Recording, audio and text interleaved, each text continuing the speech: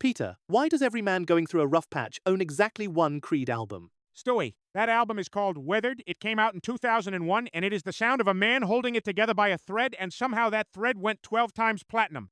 12 times? What were people going through in 2001? Everything, Stewie.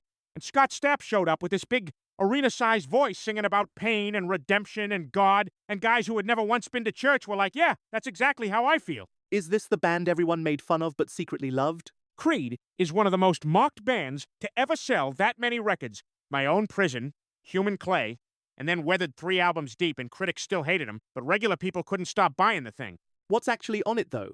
Like, what does it sound like? Big, heavy guitars, massive choruses, Stapp's voice doing that thing where he sounds like he's personally challenging God to a staring contest. My sacrifice is the centerpiece. It's about holding on to a friendship through complete chaos. That does sound like something a divorced man would play at full volume on a Tuesday. Stewie Weathered is essentially the official soundtrack of a custody arrangement. And the wild part is that Mark Tremonti was quietly writing some of the tightest guitar work of that whole era, and nobody talked about it because everyone was too busy doing Stapp impressions.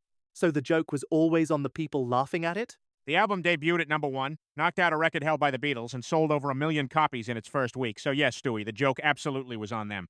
I have to admit, that's a little impressive. A little? Creed did all of that while being the punchline of every late-night monologue in America.